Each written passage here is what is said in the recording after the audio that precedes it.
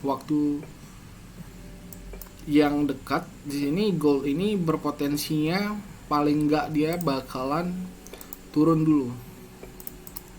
Kenapa dia harus turun dulu? Karena sesuai dengan struktur market yang terjadi, bahwa gold itu dia memang akan selalu mengulangi pembentukan dari si higher high dan higher low, atau struktur marketnya itu bakal selalu berulang-ulang.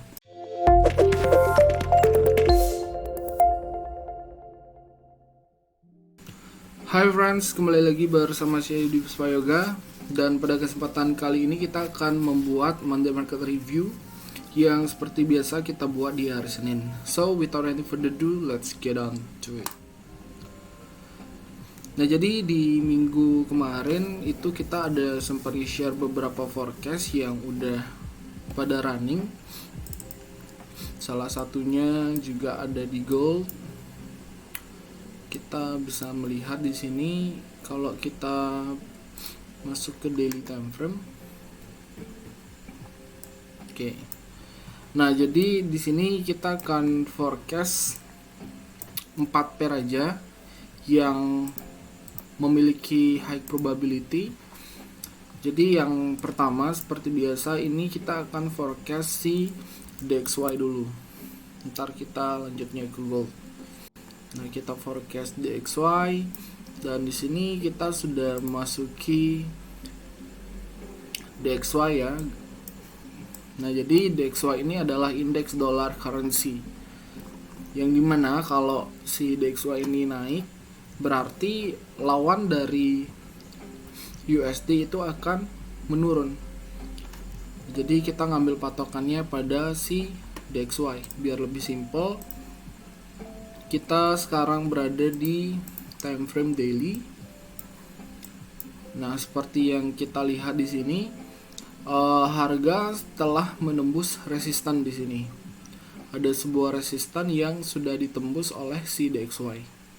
Dan kalau kita lihat di sini juga masih ada dua resistan yang paling dekat dari harga sekarang. Nah, di sini kita memiliki dua resistan terdekat. Dan kalau kita ambil trendline, di sini dia memasuki area trendline. Nah, di sini mungkin teman-teman udah pada tahu ini berpotensinya menjadi apa, patternnya itu menjadi pattern apa. Nah, kalau kita lihat dari si daily time frame ini, kita bisa melihat DXY telah break dari resistan di sini di angka 94.704. Di sini dia telah breakout. Tetapi setelah dia breakout, ternyata di sini ada sebuah pattern yang dibuat oleh si DXY. Nah, pattern ini juga belum tentu validasinya itu benar. Di sini pattern ini bisa aja false. Mungkin dia lebih respect terhadap support dan resisten. Dan bisa juga pattern ini benar, dia bakalan reverse. Nah, kalau kita lihat dari daily time frame kan belum terlalu jelas. Kalau kita lihat di daily time frame, yang paling dekat itu angkanya di 95.889. Itulah angka resisten yang terdekat sekarang. Dan kalau kita lihat support terdekatnya, ya di sini. Di sini ada support. Jadi resisten become support. Sekarang dia sudah menjadi support, ini di angka 94.687. Dan di sini kita melihat ada sebuah potensial menjadi rising wedge. Jadi rising wedge ini adalah pattern reversal dari bullish menjadi bearish. Cuman kita masih butuh confirm. Karena kalau kita lihat dari struktur di sini bullishnya itu masih strong. Dan menurut candlestick juga di sini masih strong banget di sini. Di sini breakoutnya bagus. Nah, sekarang kita akan mencari validasinya dia. Apakah dia ini bakal melanjuti kenaikan sampai di angka 95.889 ini, atau malah dia ini turun. Respect terhadap rising wedge yang telah dibuat. Nah, oleh karena itu mari kita langsung aja breakdown di time frame 4 hour. Nah, kalau kita lihat di sini dari 4 jam, di time frame 4 jam ini struktur bullishnya ini benar-benar dapat banget. Nah, di sini awal mulanya itu dia breakout trend line. Halo teman-teman yang baru datang. Jadi di sini awal mulanya dia break di trend line, membuat high yang baru. Di sini sudah ada higher low, di sini ada trend line juga. Simpelnya di sini udah kelihatan impulse, correction, continuation. Oke, di sini dia punya high, punya low, punya higher high, punya higher low, dan punya higher high. Sekarang berarti tugasnya kita ini akan menunggu pembentukan dari higher low-nya si DXY.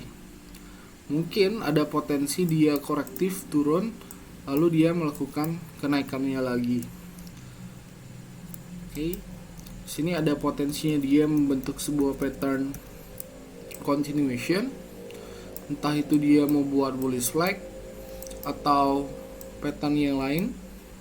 Sini potensialnya dia itu bakal bullish. Jadi kalau as long as ini area support nggak di break oleh si DXY, maka di sini masih dalam trend bullishnya dia. Oke, di sini juga kita bisa ngambil possibility-nya dia. Mungkin kalau misalkan dia nggak respect sama di area yang di garis oranye ini, dia respectnya sama di garis kuning, baru dia naik lagi. Jadi simpelnya masih dalam struktur bullish dan masih ada potensi untuk dia naik ke area resisten yang paling dekatnya itu. Lalu coba kita cek di time frame 1 jam. Di 1 hour time frame, di sini kelihatannya ada sebuah tekanan bearish dari time frame 1 jam. Di sini kalau kita lihat, di sini udah ada impulse, correction, impulse, correction. Ini udah correction, berarti ada potensialnya dia untuk impulse lagi turun. Nah, jadi di sini potensinya dia ini masih ada dua potensi. Ada kemungkinan dia langsung lanjut continuation, dan plan yang kedua itu ada kemungkinan dia koreksi dulu sampai di area garis oranye ini. Oke, ini untuk DXY, view-nya masih seperti itu, dan kita tinggal menunggu dia di area support ini, baru kita lihat validasinya itu bagaimana, baru kita bisa mengambil kesimpulan. Untuk sekarang ini dia masih di area no trade zone gitu. Oke, kita lanjut ke pair yang kita favoritin, yaitu gold. Nah, di sini kita melihat gold di time frame 1 jam. Gold di time frame 1 jam kita bisa sesuaikan. Di sini ada sebuah area. Jadi kita ambil higher low, higher low, higher low, higher low, dan dia masih di dalam area yang trendline ini. Jadi kita bisa eksekusi gold ini karena dia sudah masuki area supply di daily time frame. Setelah ini kita akan breakdown ulang dari daily time frame. Sebelumnya kita lihat dulu dari sini di 1 hour chart. Dengan adanya si falling wedge ini kejadiannya waktu NFP kemarin, dan dia sudah running sekitar 840 pips dari NFP. Kalau kita bisa nge-hold yang dari NFP kita live trading itu, berarti kita udah nge-gain 840 pips. Ini adalah pips yang cukup besar ya. Kalau kita lihat di sini dia range-nya dia tuh dari tanggal 5 sampai sekarang tanggal 15, cuman 2 minggu kerja dalam 10 hari kerja di dalam market trading itu kita udah nge-gain 840 pips. Oke, kita breakdown dari daily time frame. Oke, kita buatin ulang. Di sini kita udah punya area supply. Yes, di sini dari daily time frame kalau kita lihat si gold ini dia memiliki satu area support yang cukup kuat di angka 1673. Satu area support yang cukup kuat di angka 1673 sekian. Nah, dan sebuah resisten di sini ada sebuah resisten di garis oranye ini di angka 1956, dan juga di sini kalau kita tarik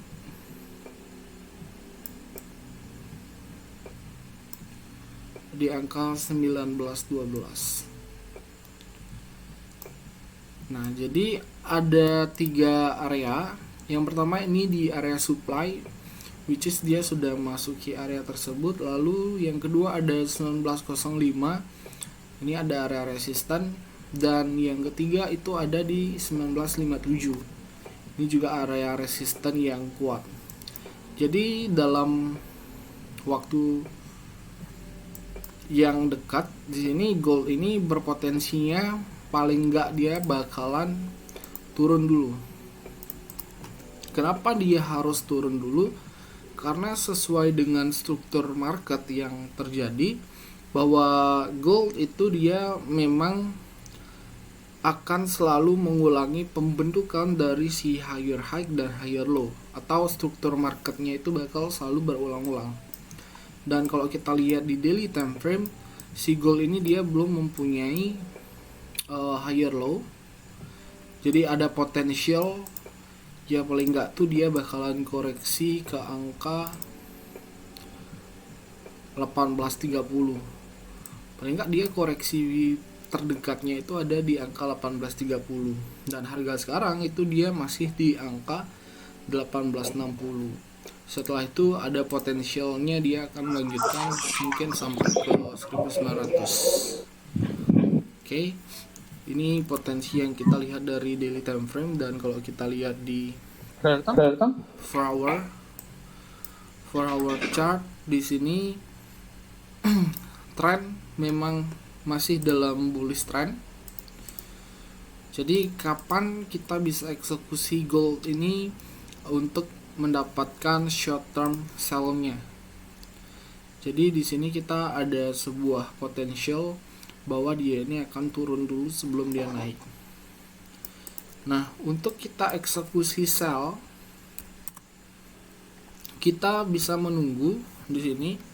Kalau kita lihat yang saya tandai strong area ini adalah area trendline, berarti area trendline ini masih memasuki area yang cukup strong. Jadi area ini masih cukup sulit di breakout atau dijebol.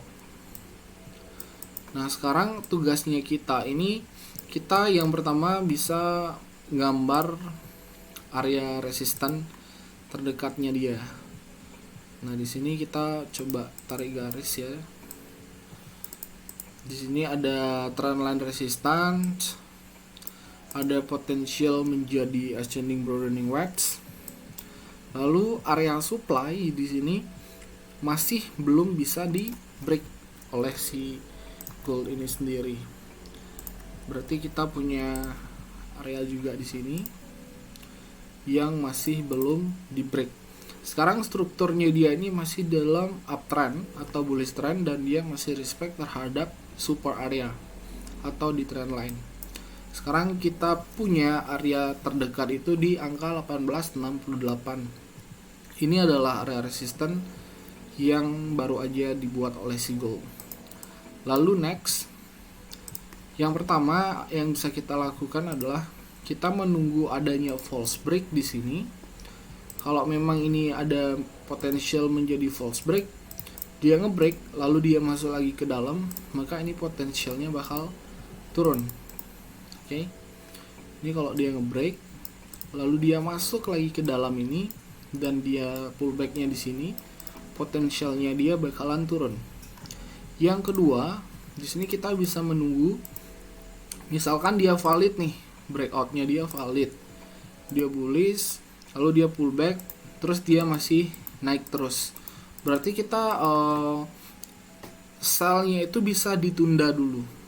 Kita bisa ngambil potensial sellnya itu mungkin di area resistan, ini atau di area trend line. Karena kalau misalkan strukturnya dia masuk ke dalam struktur bullish, berarti kita bisa follow the trend aja. Short term kita entry-nya itu setelah dia break lalu dia pullback dan kerja di sini, kita entry di sini di area higher low-nya dia, di area potential higher low. So di sini kalau saya itu lebih prefer menunggu ada bearish movement yang cukup strong, baru saya akan mengikuti bearishnya. Karena dari daily time frame dia belum memiliki higher low, dan saya akan menunggu higher low-nya itu terbentuk gitu, baru saya lebih feel free untuk ngikutin trend bullish-nya si gold ini. Jadi untuk sekarang mungkin kita masih cukup akan menunggu aja si gold untuk mendapatkan momen yang cukup bagus dari probability. Oke, di next pair itu ada Swiss franc JPY. Swiss franc JPY daily time frame ini juga sudah sempat kita share di grup. Nah, di sini kita ngelihat si CFJPY atau Swiss franc Japanese yen. Kalau kita lihat di sini ada sebuah trend line, cakep banget trend line-nya, di respect. Dan di sini ada sebuah false break yang dibuat oleh si si Swiss franc JPY. Setelah dia false break, dia langsung turun ke area tersebut. Oke, kita breakdown aja langsung ke time frame 4 hour. Time frame 4 jam. Di sini potensialnya dia itu berarti bakal, bentar, kita delete dulu.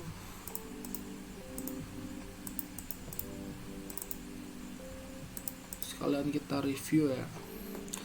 Nah, di sini kita bisa melihat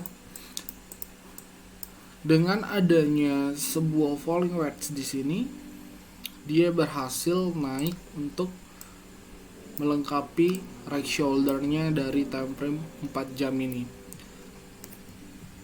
Jadi kita sempat nge-forecast di time frame 1 jam itu ada falling wedge dan potensialnya dia naik untuk melengkapi right shoulder di time frame 4 jam, dan setelah dia naik di sini langsung reject. Mungkin ini range-nya sekitar ya 96 sampai 100 pip.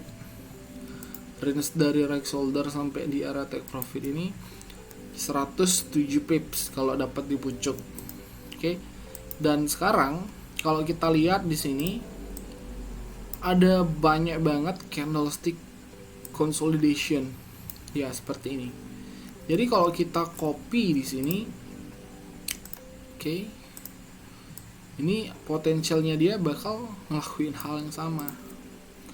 Jadi potensialnya dia ini bakal seperti yang dibuat ini. Mungkin dia butuh koreksi dulu, konsolidasi dulu sebanyak yang pernah dibuat oleh dia, baru di sini akan ada bearish movement kemana, sampai di area garis oranye ini. Kenapa di garis oranye? Karena di garis oranye ini adalah gabungan dari take profit head and shoulder dan higher low di time frame daily. Karena kalau kita lihat di daily time frame di sini Swiss franc JPY belum memiliki higher low. Nah, di sini kan dia strong banget nih, bullish terus, tapi dia belum memiliki higher low. Jadi ini adalah potensial yang akan dituju oleh si Swiss franc JPY. Yang pertama di sini ada di area 122.624 dan area ketiga itu ada di 121.151. Nah, jadi Ini udah ada target pips gini. Kalau kita entry-nya di sini, misalkan kita entry-nya di right shoulder dari si Swiss franc JPY. Nanti coba kita entry di sini, stop loss-nya di atasnya di sedikit. Take profit 1 106 pips. Take profit 2 194. Dan take profit ketiga itu ada di 325 pips. Risk to reward 1:29 jika memang ini hit di take profit 3. So jadi dari awal dia false break ini kita udah sempat share ya. Dari adanya dia false break berarti kita itu udah nge-share dari sini. Dari area ini kita udah nge-share untuk nge-sell si CFJPY. Dan dia udah running, dan sekarang kita tinggal menunggu konsolidasi dulu dia sampai banyak, dan tetap area sell itu masih di zona resisten yang ini atau di right shoulder dari Swiss franc JPY. Nah, skenario ini bisa aja berubah jika si Swiss franc JPY ini memiliki struktur bullish yang cukup kuat. Misalkan seketika dia ada movement bullish yang strong, berarti struktur ini udah gak valid lagi. Oke. Kita next ke Euro Audi.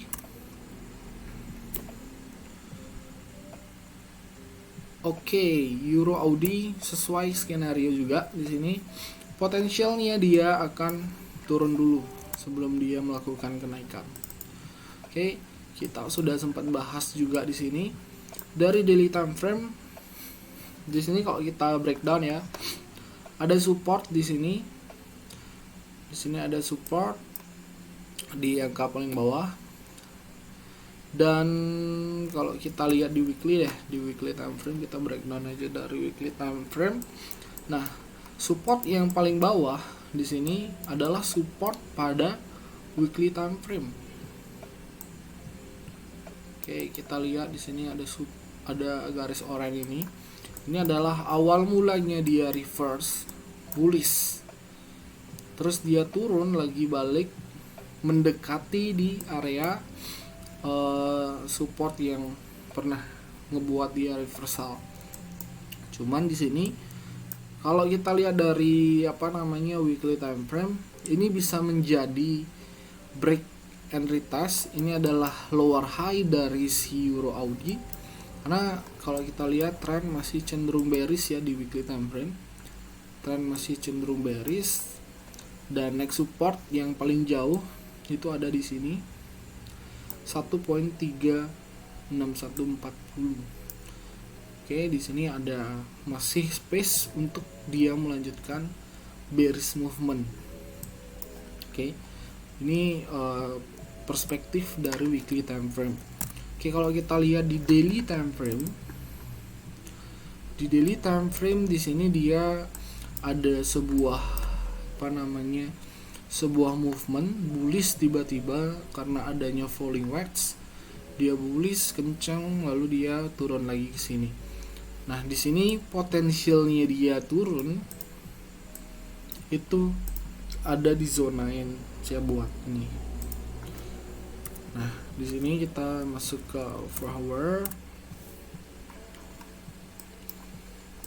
4-hour chart. Di sini ada sebuah zona yang mungkin akan di-respect oleh si Euro Audi ini sendiri. Nah, kalau kita lihat di sini dia masih ketahan ya. Di sini dia masih ketahan di area resisten, dan di sini dia belum memasuki supply area. Maka potensialnya di sini adalah jika memang di sini dia valid, ada rejection, maka kita bisa eksekusi dia dengan target di supply area. Kita tinggal menunggu ada rejection. Di sini ada rejection yang valid, maka kita bisa eksekusi buy. Tujuannya ada di supply area. Jadi kalau dia udah masuk ke supply area, berarti itu adalah lower high di time frame weekly-nya si dia. Oke, ini potensialnya dari si Euro Audi forward chart. Kita cek turunnya lagi. Nah, di sini dia terlihat break dari trend line langsung drop, break langsung drop kenceng banget. Tinggal menunggu di area ini. Kalau ada rejection berarti potensialnya dia masih naik. Kita ngikutin di daily time frame. Jadi itu adalah kalau kita remove.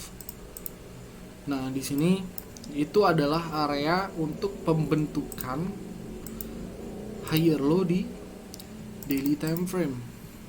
Jadi kalau ini higher low-nya berhasil kebentuk, berarti potensialnya dia itu akan membuat higher high baru. Ini tuh relate banget. Jadi dengan adanya potensial seperti ini, mungkin ini bisa menjadi bearish flag versi besar gitu. Jadi ada bearish flag, dia bisa turun lebih jauh lagi gitu. Nih bayangannya seperti ini. Kenapa? Simpelnya di sini dia udah ada impulsive movement. Di sini potensialnya akan membuat corrective movement, lalu dia akan continuation. Nah, dari segi trend dia masih bearish trend. Oke, ini Euro Audi. Dan the last one itu kita ada di GBP JPY.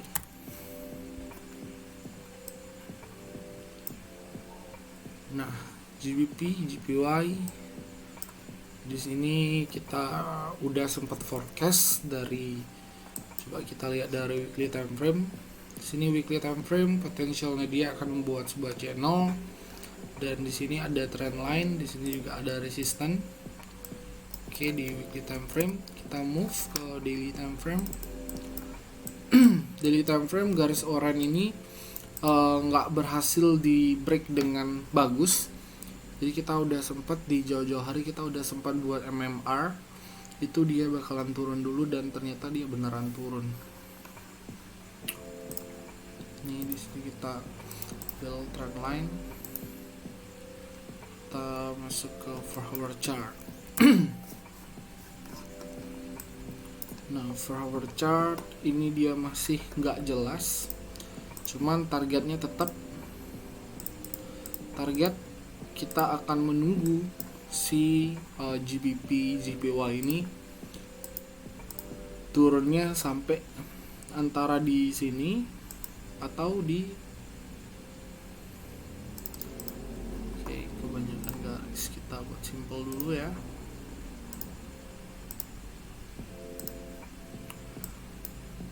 Antara di sini atau di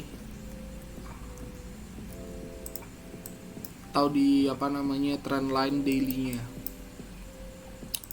Jadi kalau misalkan dia turunnya itu agak kencang, berarti potensialnya dia ini akan mencari tertouch dari descending broadening wedge-nya dia. Tapi kalau misalkan bearish movement-nya dia sedikit, berarti tujuannya di trend line daily ada potensial dia naik. Dan tetap di sini kita masih butuh sebuah konfirmasi dari si candlestick, dari si struktur, dan do your own research before you entry. Oke, ini adalah setup yang kita punya. Gold, Euro Audi, GBP JPY, Swiss franc JPY. Ini adalah 4 pair yang memiliki potensialnya ngegainnya kita itu banyak banget. Nah, kalau kita lihat di daily time frame, dia ini kan masih dalam trend bullish, dan ketika dia masuk ke area trend line dia mantul lagi. Nah, potensinya di sini kalau kita misalkan mau membuat swing trade, ini potensinya 1 banding potensial ya, ini masih potensial 1 banding 34, dan potensial take profitnya itu 1200 pips 1200 pips sekian lah, itu potensial dari si GBP JPY. So kalau kalian mau take trade ini, pastikan kalian udah forecast, udah dapetin validasinya, agar kalian bisa ngeholdnya itu cukup lama. Dan Ingat, risk to reward, money management itu harus nyambung ketika kalian trading, dan jangan pernah menaikkan lot kalian kalau kalian belum siap kehilangan uang tersebut. So itu aja money market review dari saya. Thank you buat teman-teman yang udah nonton di live ini, dan jangan lupa follow Instagram Friendline, subscribe di YouTube, dan share video ini ke teman-teman kalian yang belum memiliki watchlist. So see you on the next video. Thank you.